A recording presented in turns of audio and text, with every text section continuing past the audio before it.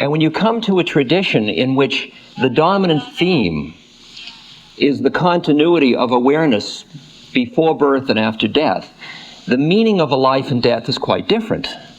And the way in which one approaches death is very different. And the experience that I had was very dramatic for me was when I first went to India. I had the Western model pretty much, even though I'd had these experiences of a sense of awareness independent of body. I went to Benaras, which is known as the city of dying in India. It's one of the most sacred cities in India. And there on the streets are many lepers, people with advanced cancer, people with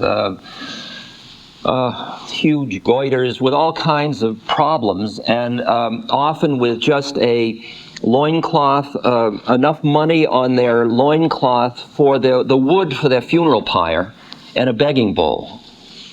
And I was walking through the streets with my American Express traveler's checks, and with a sense of pity, with a sense of the horrendous nature which you feel often when you're in India about the economics, about the starvation, about all of that. And as a Westerner would say, gee, this place is in terrible shape. We ought to do something about it. Somebody ought to do something about it. I was so pained by it that I went back to my hotel. I didn't even want to stay on the streets. It was just too painful to think about these people. Shortly thereafter, I met my spiritual teacher, and I ended up spending the winter in a temple in India. And I became steeped in the philosophy and the religious stance of the people.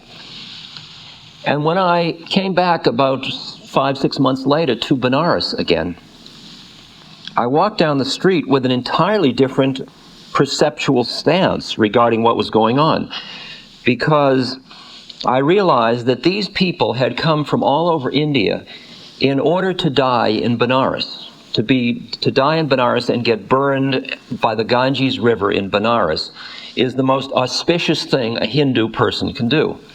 It assures that they are liberated at that moment. It's such a deep belief system that when I had quieted down through this training, I looked into their eyes, which I had averted my gaze before. I looked into their eyes, and I saw them looking back at me in a completely calm and present way. And in fact, some of them were looking at me with pity. And at first, that shook me until I realized they saw me as somebody who was confused, wandering around the world, somewhat lost in what my life was about, while they knew exactly what their life was about, and they were at home, and they were perfectly centered and structured in their life. And I began to see that the philosophical stance a person had affected very dramatically how they met their death and how they approached their death.